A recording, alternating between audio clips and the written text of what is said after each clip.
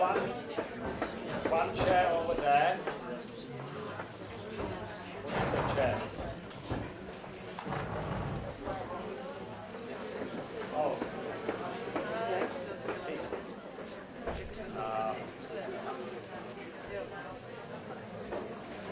Takže dobrý večer. Pojďme se malinko zkoncentrovat. Vítejte v knihovně Václava Havla, já se jmenuji Michal Žantovský a moje první otázka k vám je: How many of you do not understand English? They all do. All right. That's great. So we'll conduct it in English, but for those of you who have difficulty understanding, there are the headsets and simultaneous translation for you. Now, it is my great pleasure and honor to welcome in the Václav Havel Library one of the most popular and most important contemporary writers, the two not always being the same thing, Margaret Atwood.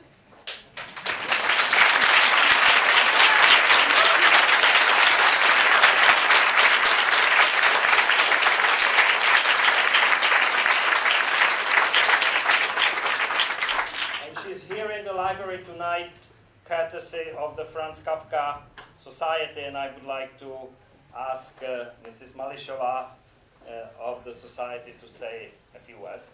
Yeah. Can I speak Czech? Is somebody who don't understand Czech? Dobrý večer. Já jsem chtěla jenom za společnost France Kafky říct, že jsme včera převzala paní Margaret Atwood cenu, kterou udílí společnost už 17 let. Je to prestižní literární cena mezinárodní a jsem velice ráda, že můžeme že jsme se domluvili tady s knihovnou Václava Havla, že tento večer uspořádáme, protože to publikum je zase úplně jiné, než bylo včera na slavnostním vyhlášení.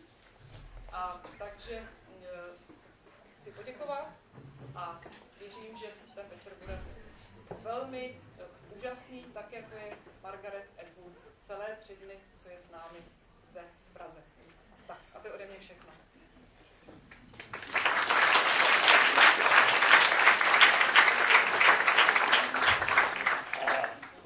All right, and now for the program of the... Nejde zvuk. Nejde zvuk? Ne. Aha. Jde zvuk.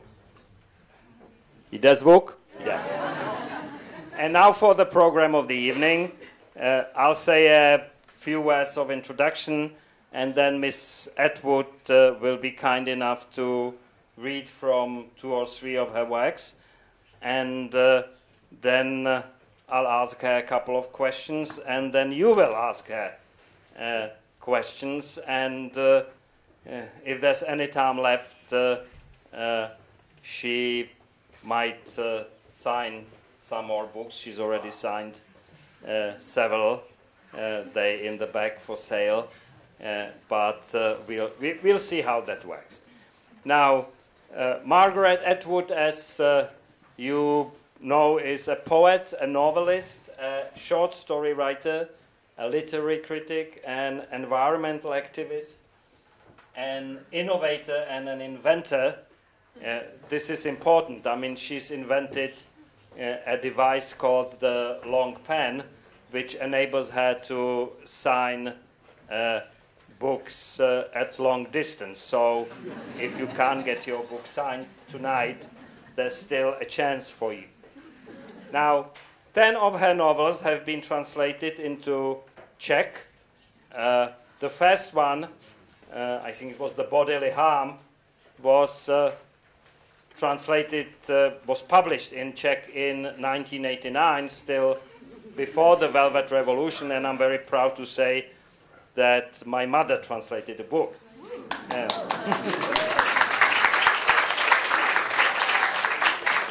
The 11th Czech language edition of her novel, Hag-Seed, translated as Kus temnoty, is just being published by Prague this week, and the copies of the book are in the back.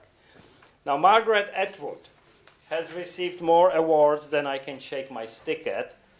Just to name a few, she is the recipient of the 2000 Man Booker Prize, of the Dashiell Hammett Prize, that's my favorite. The prize of the Peace Prize of the German booksellers just last week in Frankfurt, and now the Franz Kafka Prize as well. And it is these last two prizes that are the reason why Miss Atwood's presence in the Václav Havel Library is the source of so much joy and pride and reflection for us. Václav Havel received the Peace Prize of the German booksellers in 1989, a month before the Velvet Revolution. In his laureate speech, The Word About Words, that had been read there on his behalf by Maximilian Schell, the actor, because Havel was still not allowed to travel out of the country, he reflected on the power of words to change the world for good or for bad, a problem intimately concerning all great writers. And I will briefly quote. As we approach the end of the second millennium, the world, and particularly Europe, finds itself at a peculiar crossroads. It has been a long time since there were so many grounds for hoping that everything will turn out well. And at the same time, there have never been so many reasons to fear that if everything went wrong, the catastrophe would be final. It is not hard to demonstrate that all the main threats confronting the world today, from nuclear war and ecological disaster to a catastrophic collapse of society and civilization, by which I mean the widening gulf between the rich and poor individuals and nations, have hidden deep within them a single root cause, the imperceptible transformation of what was originally a humble message into an arrogant one. Arrogantly, man began to believe that as the pinnacle and lord of creation, he understood nature completely and could do what he liked with it.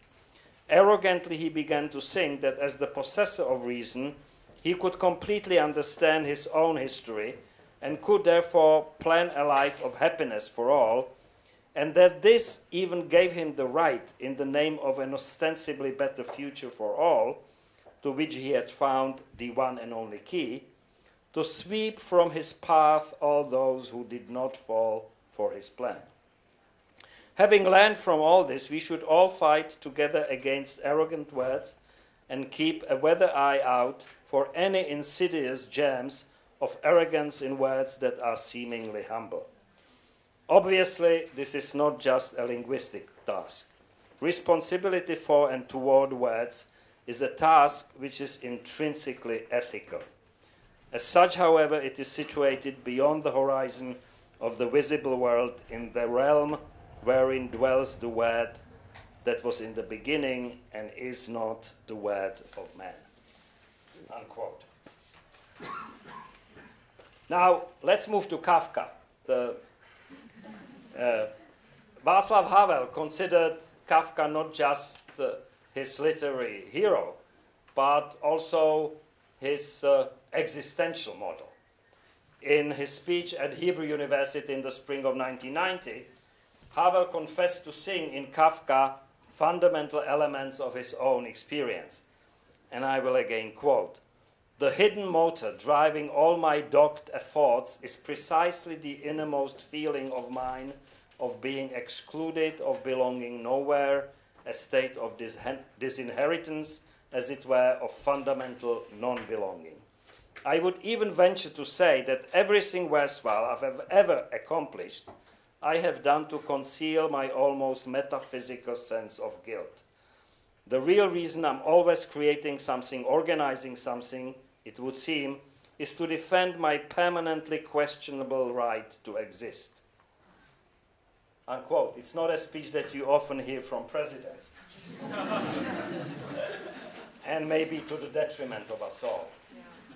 And last, it seems to me particularly fitting that we are here today to celebrate the launch of Margaret Atwood's last novel, The Hag-Seed, The Tempest Retold, which is a part of the Hogarth Press project aimed at bringing Shakespeare's plays closer to the present audiences and readers, in her case, The Tempest, Bouře in Czech. As it happens, Václav Havel's last play, Leaving, written in 2005, is a story of a decline and failure of an aging statesman and was an acknowledged paraphrase on Shakespeare's King Lear. So, you're among colleagues here, Miss Atwood. Welcome to the Václav Havel Library, and the floor is yours.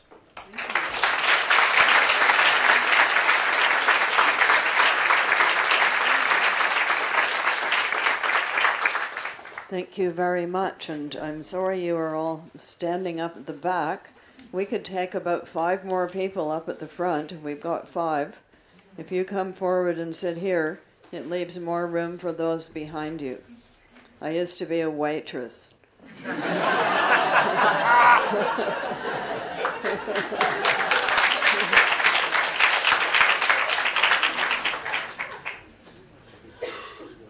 There, a few more. And what about those chairs right there? Nobody sitting in them. Madam. Perfect. Okay, age before beauty.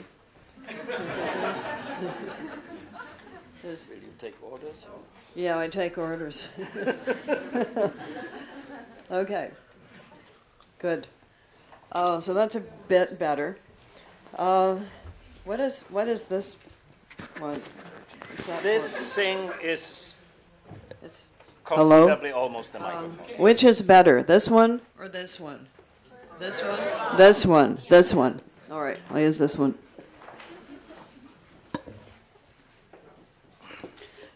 So here we are, and I was told that I should read from books that have Czech translations available. And in particular, I should read from Hag-Seed, which is the most recent one to be published. And I managed to obtain an English version of it. So I will read you a little bit about that. But first I'll tell you about the project. It is the Hogarth's Shakespeare project, in which modern novelists were asked to choose a play of Shakespeare, one that they wanted to do this with, and write a modern novel based in some way on it. There were no other instructions.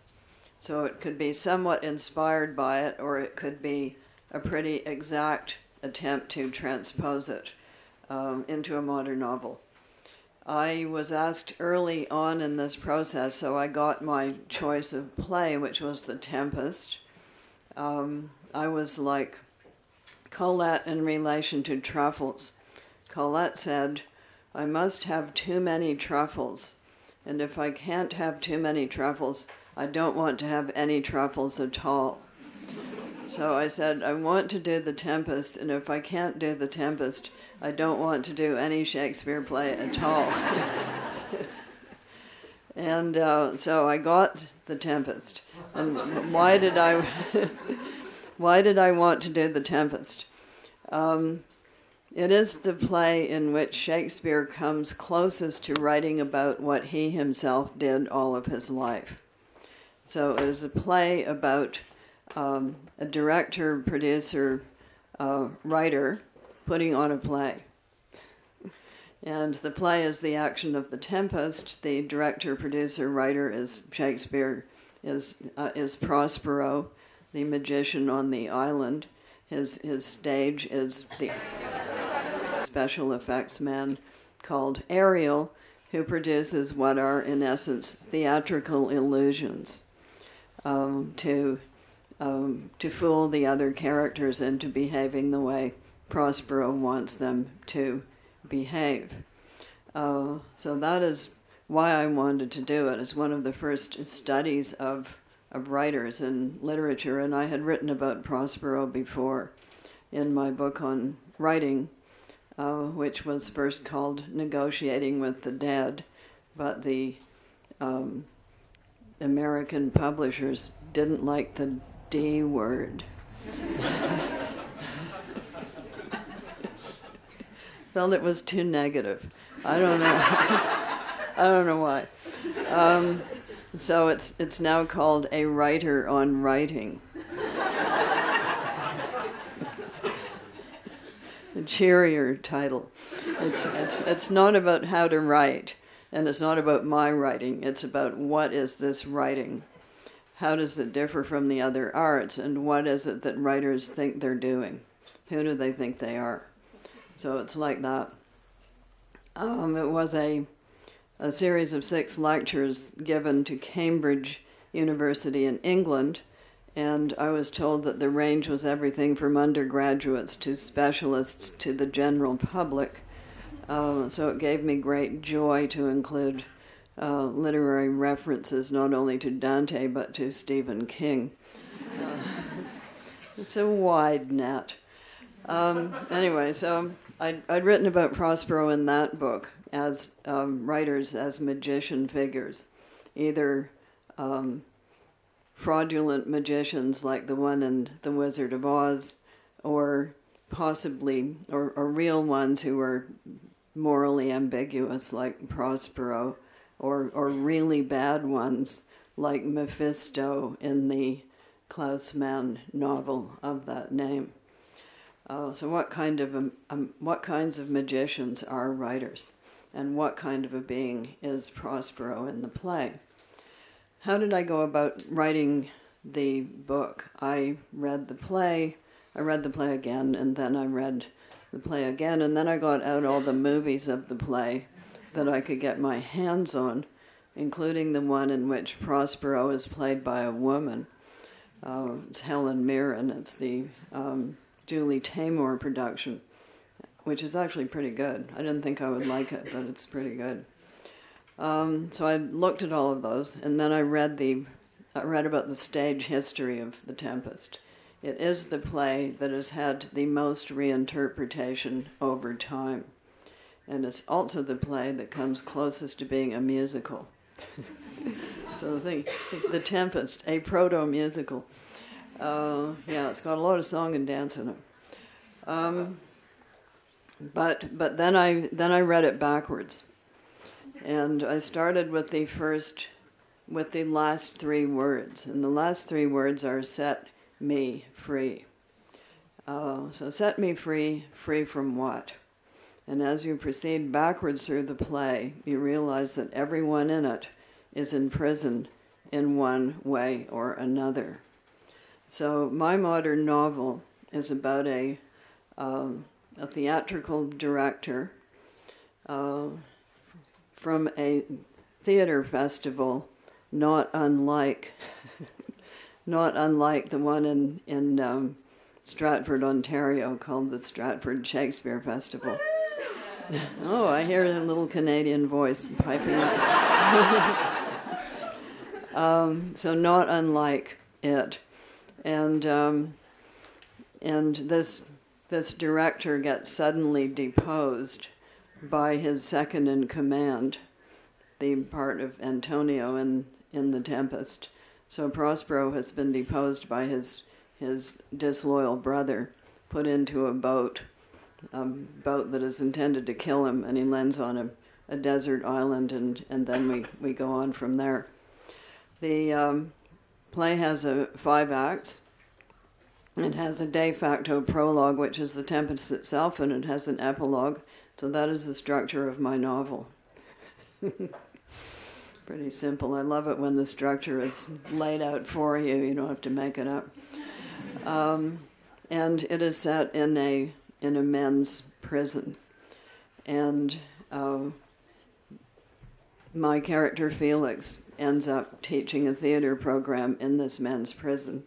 And when he learns that his erstwhile enemies are coming his way, having become politicians, as they do, he decides to stage The Tempest as a way of enacting a revenge, something that he's been dying to do for a long time. So that is how the plot unfolds. And that's why I set it in a prison. And just now, I've made an agreement with a real prison program.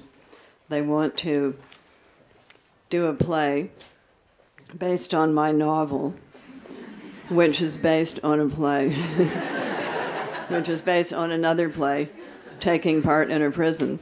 And they're going to put it on in the prison. So I think that's a pretty complete circle. And of course I will go and see it if I'm still alive when this happens. So there we have the setup for the book. And now I'm going to read you part of it. One of Felix's problems is nobody wants to play Ariel, because Ariel is a fairy. So nobody wants to be a fairy in a men's prison. So he has to talk them into seeing Ariel as not a fairy. And so through a Socratic dialogue, he gets them to decide that Ariel is not a fairy. Ariel is an alien from another planet. And that explains everything, including the flying around and the flower eating. You know, it's the kind of thing. Aliens do that. And the other problem is nobody wants to play a girl. Nobody wants to play Miranda. They didn't mind playing Lady Macbeth and other sort of witches and evil, powerful, evil female people. They didn't mind that. They've already put on Julius Caesar and Macbeth and Richard III, and that was all fine. But Miranda is a girl, and that's a different thing. Nobody wants to be a girl. So he invites a real actress. He has to cajole a real actress into playing the girl. I said to the real theater people who were doing this, I said, what are you going to do about Miranda? And they said, we can invite an actress. So they're doing the same thing. Yeah, think about it. So this is chapter 15, in which Felix is addressing his problems of casting. Felix has already engaged the Miranda he wants. She's the girl he'd cast in the part 12 years ago for his cancelled Tempest, Anne-Marie Greenland, the one-time child gymnast. Of course she'd be older now, he'd reflected, though not that much older by absolute standards, since she'd been very young 12 years earlier. With her body type, slender, wiry, she could surely still get away with Miranda, supposing she hadn't bloated. It had taken him some ingenuity to track her down. He didn't want to go through a casting agency, since no agency would wish to place a client inside a penal institution. There might be liabilities. He'd need to contact her himself and talk her into it. He would even offer to pay her. He could use some of his tiny budget for that. The internet came in handy. Once he started searching, he found her CV fairly quickly. She was posted on Actor Hub. She was on Casting Game. After his Tempest had been cancelled, she'd done a few minor parts at Makeshaweg, a prostitute at the Bawdy House in Pericles, a slave girl in Antony and Cleopatra, a dancer in West Side Story. Nothing big. Playing Miranda would have done wonders for her. He could have brought out her talent. He could have taught her so much. It would have made her career. He isn't the only person whose life has been seriously damaged by Tony and Sal. Those are the villains. After West Side Story, Anne-Marie had crossed over completely into dance. She'd done several seasons as an apprentice and then as a guest dancer with Kid Pivot. He'd found an outstanding YouTube video of her in a vigorous routine with 2 male dancers. However, due to an injury, she'd had to leave before the company's spectacular The Tempest replica. This is a real thing. and had disappeared from her own CV for 8 months. Then she appeared again as the choreographer for a semi-amateur production of Crazy for You in Toronto. That was last year. Hard times in the world of Anne-Marie, he'd guessed. Did she have a husband, a partner? None was mentioned. She had a Facebook account, although she hadn't posted much on it recently. A few pictures of herself, a thin, muscular, honey blonde, big eyes. Yeah, she could still do Miranda, but would she want to? Felix asked to be her friend on Facebook using his real name. Miraculously, he was accepted. Next, to make the pitch. Did she remember him, he queried online. Yes, she did, was the terse reply. No exclamations of joy. Was she available for theatrical work? That would depend, she replied. He'd let her down once, he assumed she was thinking, so why did he think he could waltz back into her life as if nothing had happened? It turned out she was working as a part-time barista in a coffee emporium, Horatio's, right in Makeshaweg. Hoping to pick up something at the festival was his guess. He set up a meeting time, then collected her at Horatio's. He wasn't too worried about anyone from his former life recognizing him. He looked so different now with his white beard and eyebrows, and anyway, most of the old crowd had gone. He'd checked that out on the company website. Anne-Marie was still young-looking, he noted with relief. If anything, she was thinner. Her hair was up in a dancer's bun. Each of her ears held 2 small gold earrings. She was wearing skinny jeans and a white shirt, which seems to be the barista uniform at Horatio's. He steered her around the corner to one of the noisier bars, the Imp and Pignut. There is no Imp and Pignut in Stratford, Ontario, but there will be. The sign outside sported some kind of red-eyed troll, grinning like a slasher flick trailer. Once they'd settled into a dark wood booth, Felix ordered a local craft beer for Anne-Marie and one for himself. Something to eat, he asked. It was edging toward lunchtime. Burger and fries, she replied, watching him with her huge gamine eyes. Medium rare. He remembered the starving actor's first rule, never pass up free food. How many green room grapes and cheese plates had he himself once devoured? So, she said, it's been a while. You just, vanished. Nobody knew where you went. Tony got me axed, he said. Yeah, word went around, she said. Some of us thought he really did axe you, clove you through the skull, stuck you in a hole in the ground.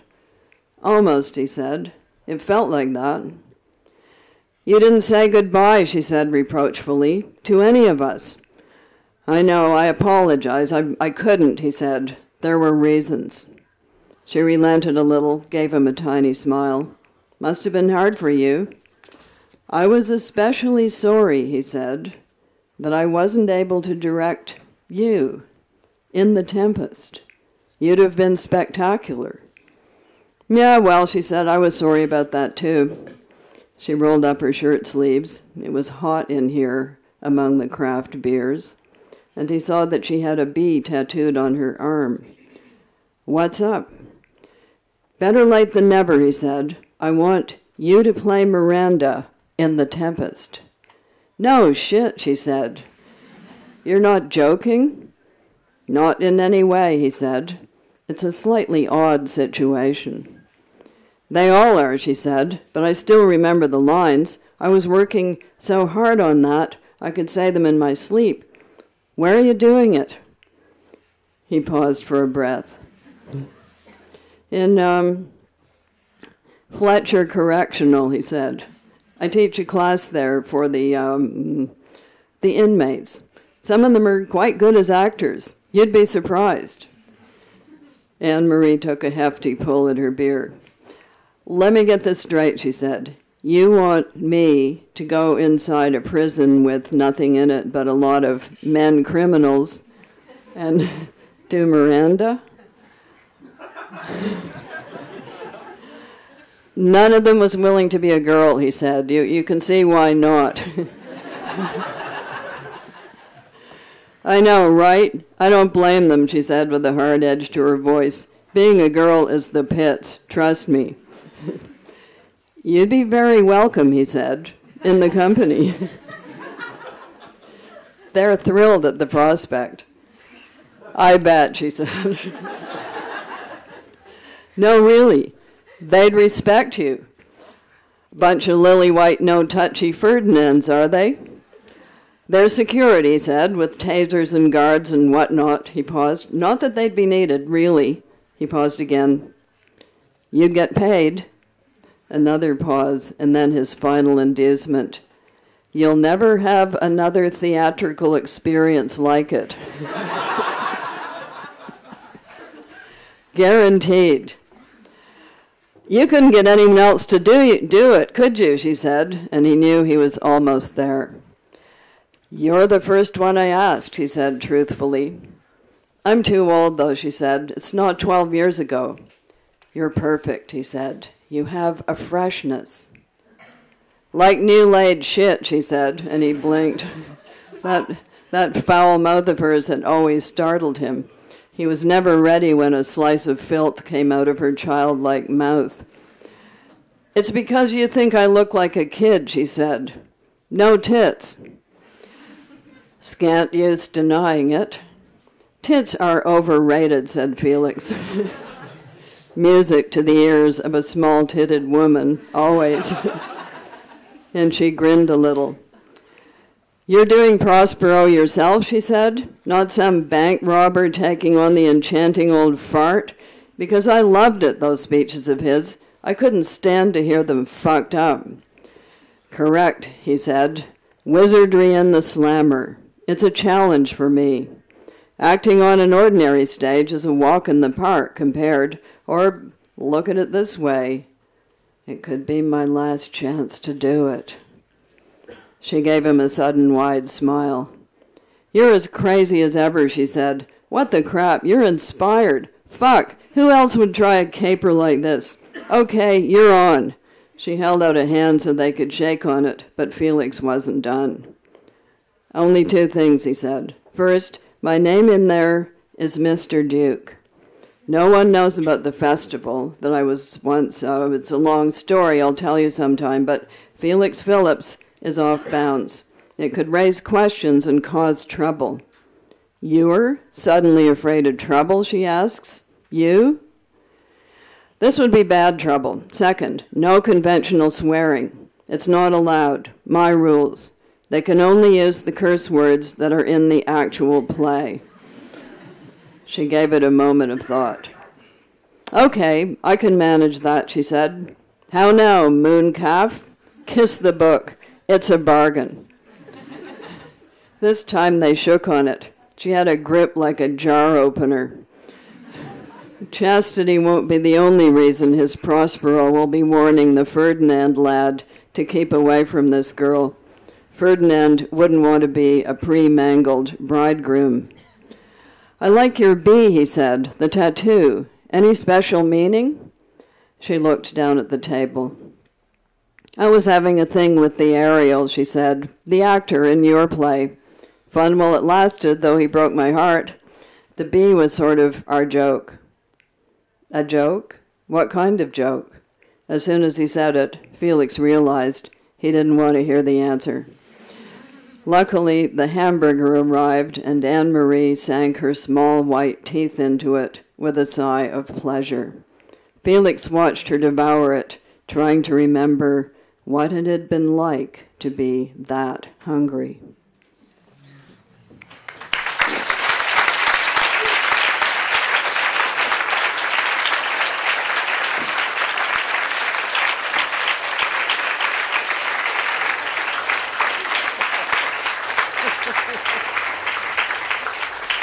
All right, let's give you a little rest. Well, how long do you want this whole thing to go on? well, we've been at it for about 40 minutes now, so it's okay. Not so your choice, kids. We can either do Q's and A's now, or we can do. I wanted to ask you a couple of questions about this book. This one. Okay. Okay. And yeah. Okay. But one of them you already answered. I wanted to ask about the Stratford, Ontario festival. I once sat there through a performance of Hamlet, and there's this scene where Hamlet kills Polonius hiding behind a screen, and the lady sitting next to me whispered to her husband next to her, "Oh, is the poor man dead?" and he said, "Shah, don't you know they will all be dead in the end?" And this was the moment when I realized how innocent many Canadians are. But did you also have a real correctional facility as a model in the book? Well, I don't need to have just one, because in fact these theater programs in prisons are not fiction. Mm-hmm. They actually go on quite a bit here and there, and not only in North America. In fact, after I had published the book, I heard about an Italian one in which they'd put on the Tempest in a men's prison.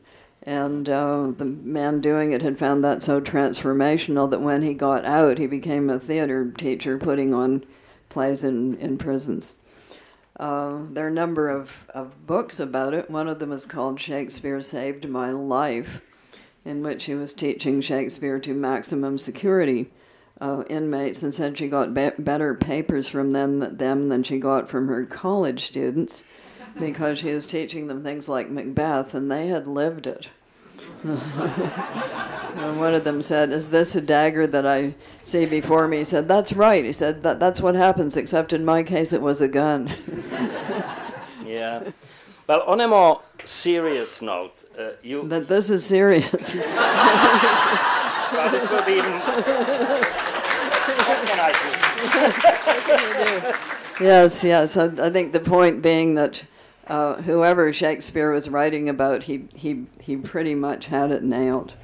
Every age group, every stage of life. It's obvious that in order to write Lear, he must have known somebody who was in there. Let us put it this way: he was having dementia. That's where Lear goes. Yeah. And Romeo and Juliet, I finally saw a production of it that pleased me. Usually it just annoys me. And the reason it usually annoys me is that they usually play this character as young 20s or very late teens. This production played them the age they're supposed to be in the play. So Juliet is 14. And all of this, it's the end of my life. I'm going to kill myself. I'm sneaking out on Mom and Dad. I'm going to get in real trouble if they find me out. All of that made sense. Whereas when it's played by as older, you just think these people are quite immature. Yeah. All right. You said that this is a story of imprisonment. Actually, it's a story of double imprisonment, because it's the physical reality of a prison in which a play about imprisonment is being rehearsed and acted out. But it is also a story of redemption, of liberation in the end, and contrast it to some of your earlier works like The Handmaid's Tale, which is often described as a dystopia. I don't know why. They've got 3 meals a day. What's the problem? So have you been moving to a more optimistic perspective of human destiny? Yeah, I think The Handmaid's Tale ends optimistically, as in fact 1984 does. So you may think that 1984 ends with the boot grinding into the face of the boot grinding into the human face forever, but it doesn't. It ends with an essay on newspeak written in the past tense and in standard English. So what happened? The world of 1984 ceased to exist. It became history, and someone was there with standard English writing about it as it existed in the past. So that was my model for the historical note in The Handmaid's Tale. Gilead has ceased to exist. Oh, that's an original take on Orwell. It's, think about it. You know, he didn't do that by accident. He did it entirely on purpose. It's a much more optimistic book than Animal Farm. That destroyed me as a child because I thought it was really about animals. It was like The Wind and the Willows. Oh, good! Here's a book about talking animals. Well, even Animal Farm is an optimistic tale if you're a pig. If you're a pig, yeah, if you're a pig, or if you're those pigs. It's not so good for Snowball, the Trotsky figure. But when I read Animal Farm, of course, I had no idea it was this kind of allegory. I thought it really was about animals. Yes, I was 9 or something. So yes, it's the thing about late Shakespeare is that he takes a revenge play like Hamlet. And I did once take 2 7-year-olds to it, and I gave them each a piece of paper and a pencil, and I said, "Count the dead people." And they spent a very happy time, checking. Does it count if they were dead before the play? Does it count if they were dead off stage? Yes, it all counts. So they were very busily occupied waiting for the next one to fall. So it ends with a pile of bodies, as they said, everybody's dead at the end except Fortinbras and Horatio, that's it. So he takes a revenge plot like that in The Tempest and brings it to the point where Prospero could have destroyed all of his enemies. Mm-hmm. He could have killed them all. But he pulls back. He decides not to do that. And he does this in a number of his later plays. He replays something that was tragedy and turns it into sometimes a rather unbelievable happy ending. And so it is with The Tempest. If you were Prospero, would you get back on the boat with the guy who tried to kill you in the first place and has never said he's sorry? And would you then throw away your weapons? I personally would not do that. All right, over to you. It's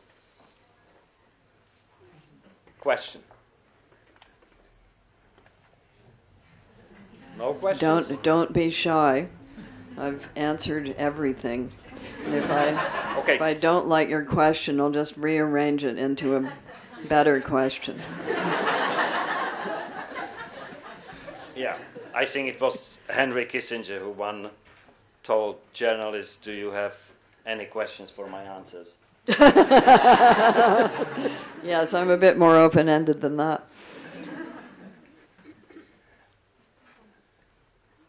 All right.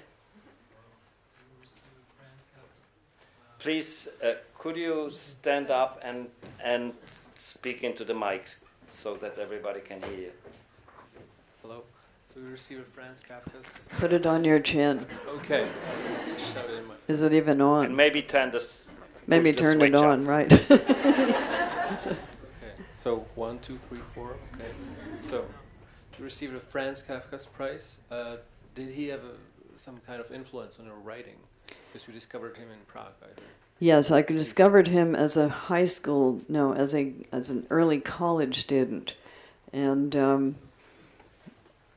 he slotted right into the kind of thing I was reading at that time, which was late Victorian horror stories and early 20th century sci-fi, in both of which there are a lot of transformations and extreme situations. So I think the thing about the castle, it was popular amongst undergraduates because they felt that was the experience they were having. Yeah, so I did read him at that time, and I also read the biography of him at that time. And my first freestanding piece of literary criticism of any length was about Franz Kafka. It wasn't very good, but nonetheless, there it was. Please. Hi. It's interesting to sit so close to you since I teach about you sometimes in the Introduction to Literature course that I teach in Brno. But pleasure to be here. I have a question about your writing style, the way you write Process. books. Yeah, the process. Yeah. Because I've seen most of your interviews online, so I don't think you get asked that question. It's because they know it's futile, right? So I'm just curious in terms of, because your books are so complex, once you get to read them several times, for example, like I've read Surfacing, I don't know how many times because I teach this book. I'm interested in how complex is the idea when you start, or do you actually develop it as you go? Do you build up on some small idea, or you rather have a kind of general frame that you then fill in? Yeah. Okay, everybody goes about this in a different way. And I'm so old that I never went to creative writing school. So people sometimes say, why do you do so many things, different kinds of things? And I said, nobody told me not to. And so when I started writing in Canada, nobody even said, you can't do that because you're a girl. It was much more widespread than that. They said, what? You want to what? Nobody does that, like nobody. So it was an unusual type of thing to do, and it was pretty much do it yourself, like invent it yourself. So like a lot of writers, I came to it through reading. I was a very avid reader. I read across the board. If there was nothing else to read, I read the backs of cereal packages, which is how a lot of Canadians first encounter French. It's true, yeah. So, hi kids, hey les enfants. So like that. Yeah. So how do I do it? It usually starts with either a voice and an object in a situation or a scene. And I start that way. Some people are plotters. And if you're writing mystery stories with murderers that need to be discovered at the end, Edgar Allan Poe is right. You have to write them backwards. You have to know who done it before you can go about sprinkling the red herrings and false clues hither and thither. So that's how those are written. Mine are more like playing with clay. So you start with something, you don't like that, you throw it out, you start again.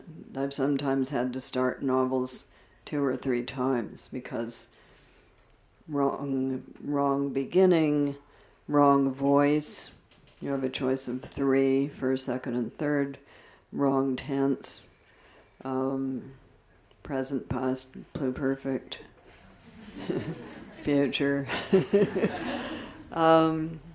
So all of these are ways of narrating, and as anybody will tell you, if you do take a creative writing class, there's the plot and then there's the structure. So the plot is what happens. The structure is how you tell about what happens. And they are 2 different things.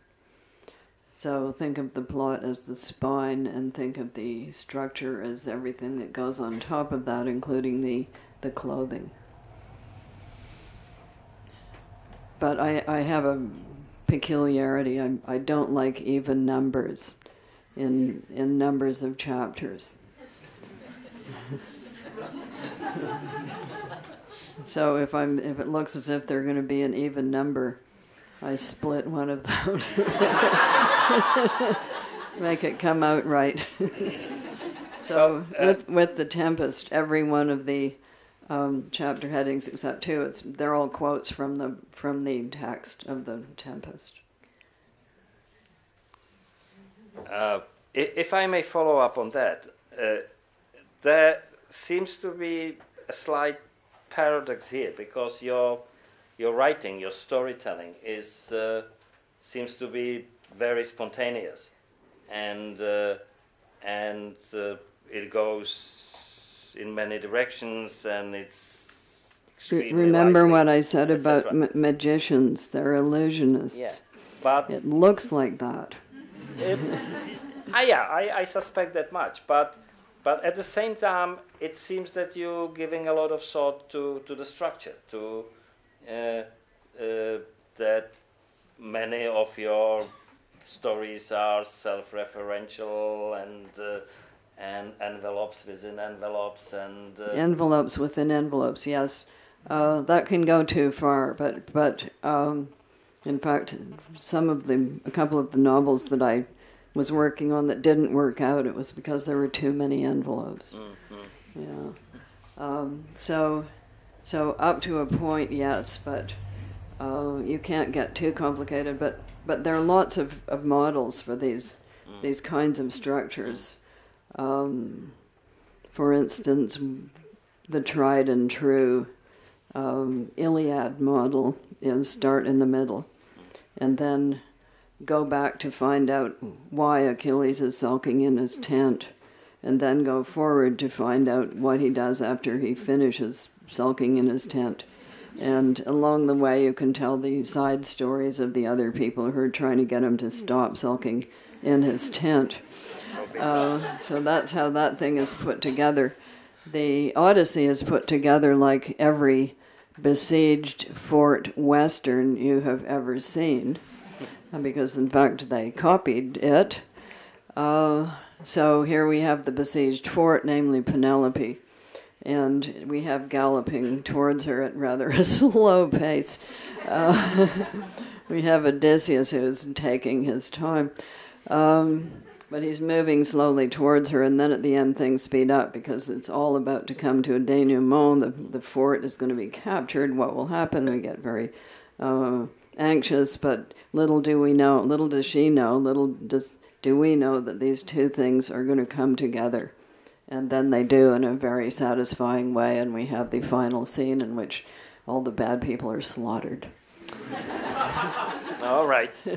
But then we have, of course, in that book, a very disturbing scene as well, which I didn't like when I was 16, and I later based a book on it called The Penelopiad, and that's when the 12 maids get hanged for no reason. If you read the text very carefully, for no reason, then it's an honor killing, for sure.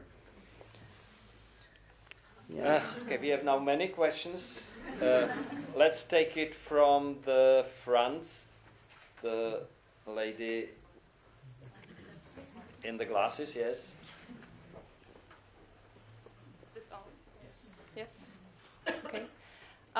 Hello.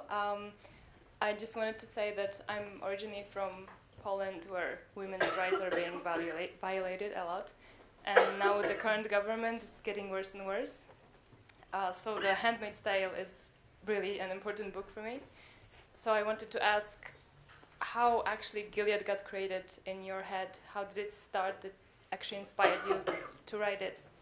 How did it start in my head? I'm reading the newspaper. That's scary. Also reading history, quite a lot of history from many different places and at many different times.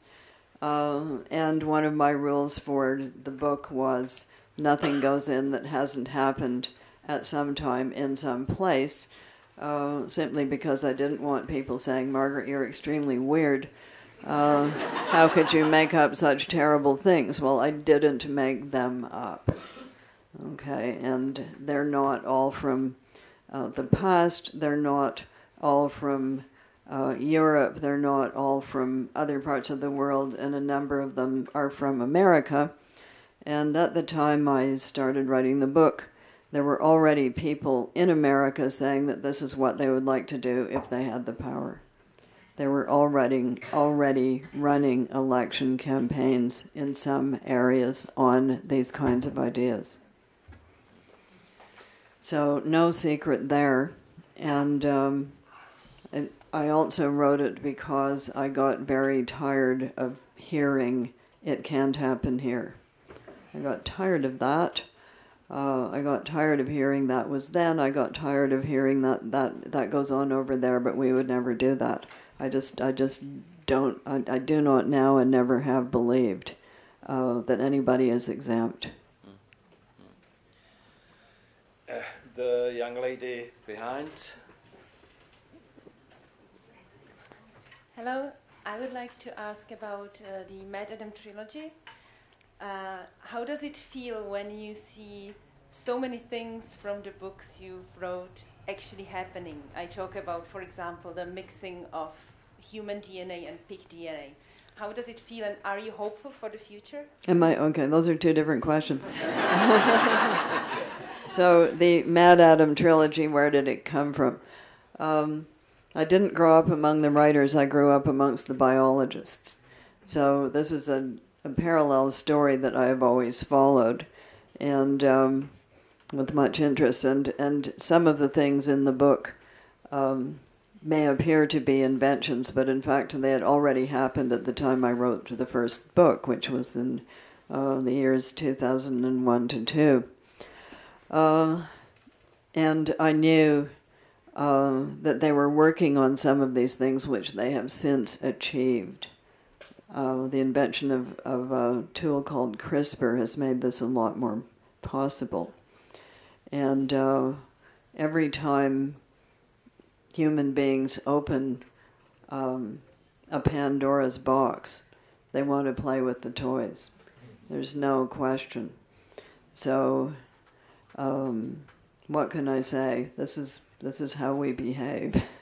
It's how we behave. I went to this quite idealistic conference of geneticists and ethicists, and they were talking about, oh, well, we should make a rule that nobody should ever do this, and so I say, good luck with that. You can make the rule, but that doesn't mean that people will obey it. Never has. All right. I'll have to think a little about what we'll do next, because I've seen what Miss Atwood's schedule for the last 2 days looked like, and we want to leave this. We want her to leave this place alive. So, do you want to ask a couple more questions, or should I ask Miss Atwood to read another excerpt? So, would you? You want to vote? No, I think we had the sense of the meeting. The sense of the meeting. Read. Okay. So, the other one that I have in hand, for which I'm told that there is a Czech translation, is Oryx and Crake. So I can read from Oryx and Crake, or if anybody has an English Handmaid's Tale, I can read from that. I do. You do. Okay. Okay. Which edition do you want? Well, The big print edition. Okay. the only thing is that apparently the interpreters don't have the Handmaid's Tale, but I looking at you, I don't think it's a problem, so please. Yeah, the Handmaid's Tale is somewhere in this room in a Czech version, I betcha. Anyway, we had a lot of them upstairs. So, the Handmaid's Tale, who was asking about structure? Yeah. Yes, this one is organized into sections called night, and then other sections that take place in the day. So I think I'll just read the first chapter, which is called Night, and much to the delight of my high school that I went to, I can reveal that the gymnasium that I based this chapter on was the gymnasium of my high school. But, but a lot of high schools built in the late 40s and 50s were exactly the same. They had this basketball court, and then they had a balcony around the top of it. It was also the design of something called the Arcadian Court, which appears in The Blind Assassin, and that was a lunchroom in one of the department stores. And the ladies ate on the ground floor. They ate their jellied salads and things on the ground floors in the 1930s. And then there was a balcony around this that was for businessmen. Isn't that weird? So the arrangement in the high school is different. It was basketball on the floor played by boys, and around the balconies stood the spectators who were girls. Things were a lot more gender specific in those days.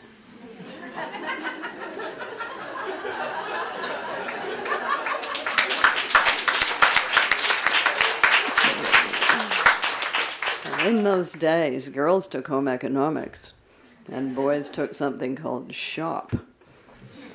Shop was woodworking. Now they mix it up. Yeah, so I know how to... I made a mistake. I took home economics instead of what I could have taken, which was typing. I could have taken typing, but I was afraid of typing, because the people who took typing had very thin eyebrows.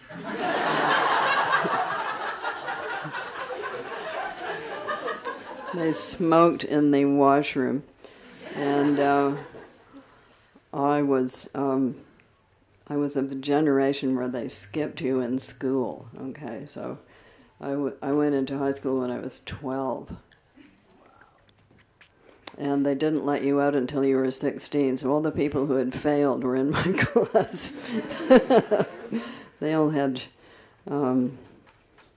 they all shaved. Both genders.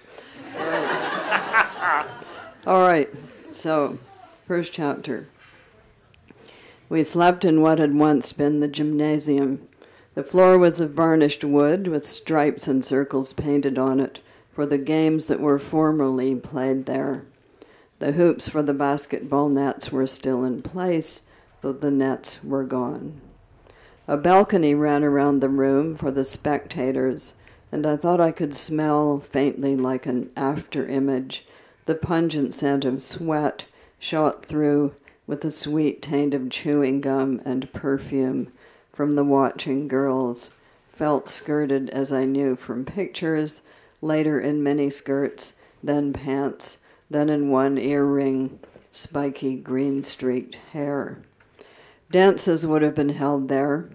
The music lingered, a palimpsest of unheard sound, style upon style, an undercurrent of drums, a forlorn wail, garlands made of tissue paper flowers, cardboard devils, a revolving ball of mirrors, powdering the dancers with a snow of light. There was old sex in the room and loneliness and expectations of something without a shape or name. I remember that yearning for something that was always about to happen and was never the same as the hands that were on us there and then in the small of the back or out back in the parking lot or in the television room with the sound turned down and only the pictures flickering over lifting flesh. We yearned for the future. How did we learn it, that talent for insatiability?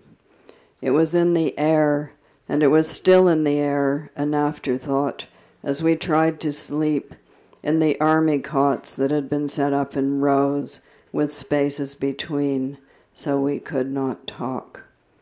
We had flannelette sheets like children's and army-issue blankets, old ones that still said U.S. We folded our clothes neatly and laid them on the stools at the ends of the beds. The lights were turned down, but not out. Aunt Sarah and Aunt Elizabeth patrolled. They had electric cattle prods slung on thongs from their leather belts. No guns, though. Even they could not be trusted with guns. Guns were for the guards, specially picked from the angels. The guards weren't allowed inside the building except when called, and we weren't allowed out except for our walks twice daily, 2 by 2, around the football field, which was enclosed now by a chain-link fence topped with barbed wire. The angels stood outside it with their backs to us. They were objects of fear to us, but of something else as well. If only they would look. If only we could talk to them. Something could be exchanged, we thought. Some deal made, some trade-off. We still had our bodies. That was our fantasy. We learned to whisper almost without sound. In the semi-darkness, we could stretch out our arms when the aunts weren't looking and touch each other's hands across space. We learned to lip read, our heads flat on the beds, turned sideways, watching each other's mouths. In this way, we exchanged names from bed to bed.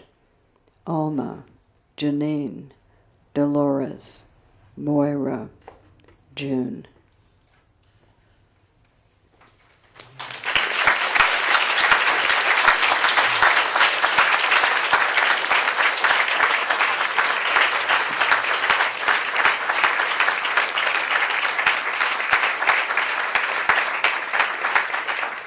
All right. I think we have time for 2 more questions, and I saw hands up early on.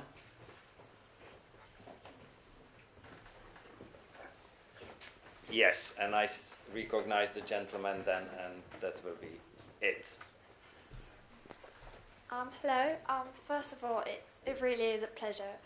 And secondly, I'm studying literature and linguistics, and as many other students who study, humanities, art, or philosophy, we are especially here in the Czech Republic, we are told by the general public and even the president himself that we are basically absolutely useless to the society, and all of us should just either drop out of school and do something practical or change our programs. And I just wanted to ask you if you have any take on studying humanities and the importance of it, or or the lack of it, whatever you think. Okay. Just one word of caution. I mean, don't confuse the president of this country with the society, please. Oh, no, absolutely not. Well, I always wonder why people want you to believe that. Because what an education in the humanities teaches you is to think critically, among other things. And it also teaches you to analyze stories. So stories are one of the oldest human things. Stories and a language with a complex grammar. Those are fundamental to us as human beings. Some people used to say it was man the tool user, but a number of other animals use tools. No other animals tell the story of Little Red Riding Hood or any other stories. So stories are really the way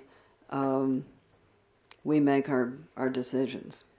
Graphs and charts and all that kind of other stuff, that's support material. But you do not make a decision just on a chart or graph. You make it on stories because that's how we have always made decisions. And in an age in which there are so many false stories going around, a person in the humanities is quite well equipped to be able to identify what kind of story you're being told, and then to ask the questions about it. Is it true?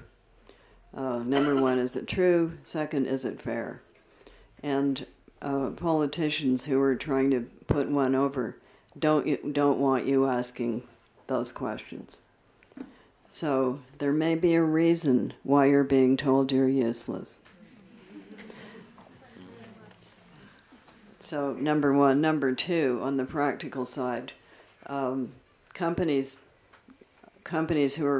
which are actually creative like to hire people who can think across platforms. People with just a technical specialty, they can do that one thing, but they can't necessarily make the leap from here to there.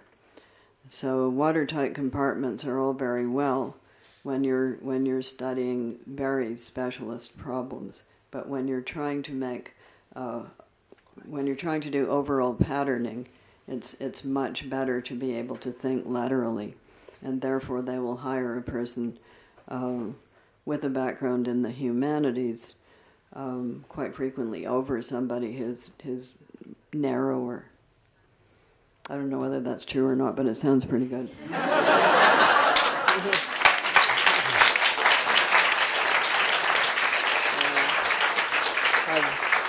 I've been told that, so it's up to other people to do the stats on it. No, I think it's absolutely true. You see, he backs me up. All right. So the last question, please. I think this was alluded to a little bit in your comment about CRISPR. I'm really fascinated in your writing over a long period of time, your curiosity and intelligence towards science and towards technology. I'm working a little bit in artificial intelligence, and I know in the next 5-10 years we're going to see a civilizational species change, which is going to happen. And I'm very interested from a literary point of view whether you are looking at that evolution and thinking about the uncoupling of consciousness from human beings, not necessarily in a science fiction way, but in a much more immediate literary way. Yeah, lots of people have written sci-fi about this. There's and it goes quite far back, indeed. I did a presentation to a robotics conference in which I traced the literary history of robots. It goes back to the Iliad.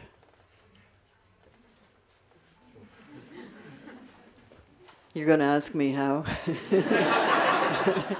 The god-smith Hephaestus, who makes the armor of Achilles, has made himself some girl assistants out of gold. So this is sort of the first TV game show. And here we have the armor of Achilles. Yeah, so they run around and help him out, but they're girl artificial intelligence robotic maidens. And you can take this all the way through automatons and Tales of Hoffman, and then into films, Metropolis, etc., and present-day incarnations. So people have been thinking about this for quite a long time. But the thing about specialized futurist thinking of this kind is it all is going to depend on an adequate energy system, because these things are going to run on electricity, are they not? Yeah. Did you ever read a book called Donovan's Brain? No. Any takers? Donovan's Brain? Okay, Donovan's Brain was a 50s sci-fi piece of schlock, which of course I read them all. Donovan had been a stock manipulator, and his plane crashed. And some scientists took advantage of this plane crash to preserve Donovan's brain.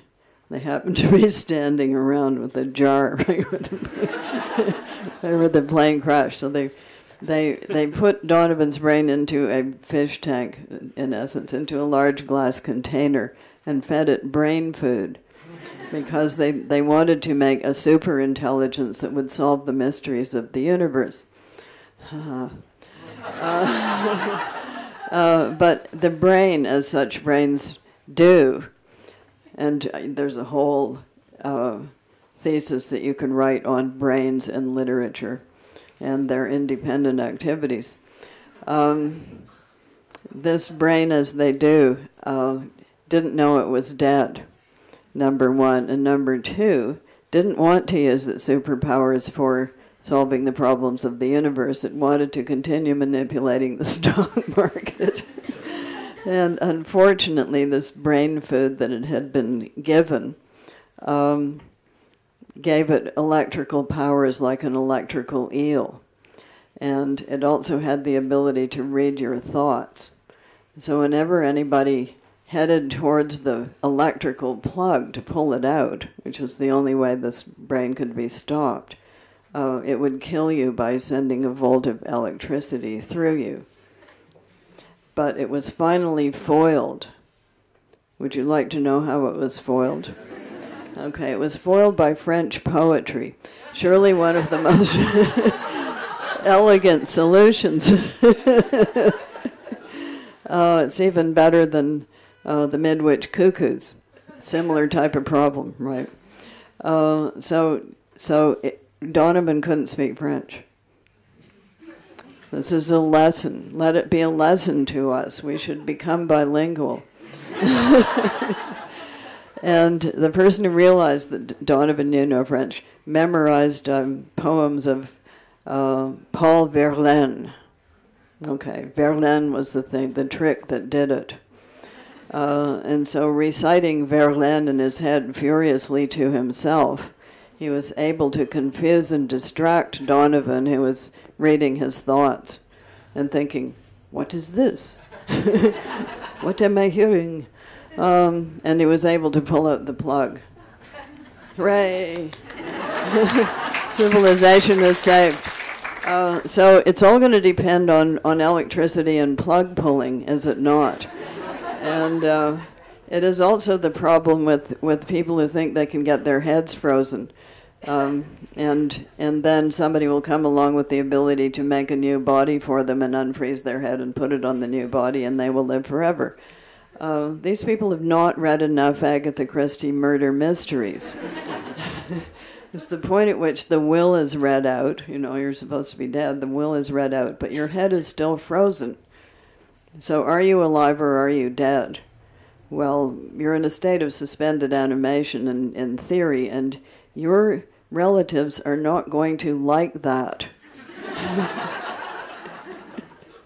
Because they will not be able to inherit anything until you're absolutely dead. So what will they do?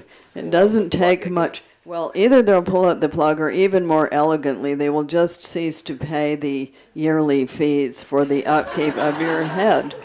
And then that will be the end of it, and you will be cat food quite quickly, in my view. So this is the other value to a study of the humanities.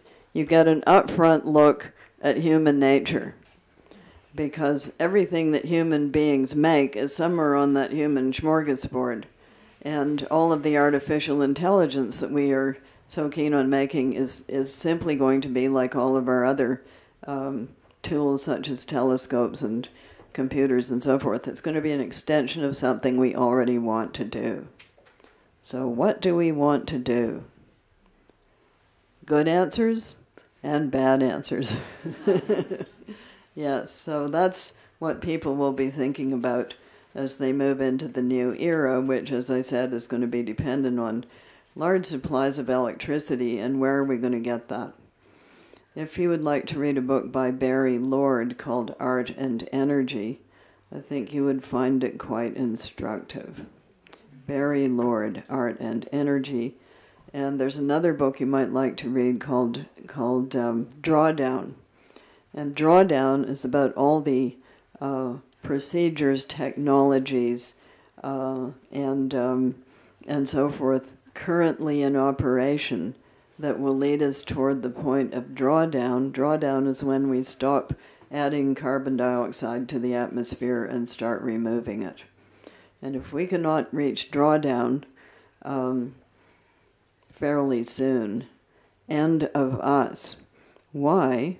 Not as you are usually told, the general term climate change, but because of the acidification of the oceans and the consequent killing of the marine algae that make 60 to 80% of our oxygen, as they made it 1.9 billion years ago. That's the short story. So it's all very well. Make the artificial intelligence and give it the task of preventing the death of the oceans, or all of this is going to be very moot.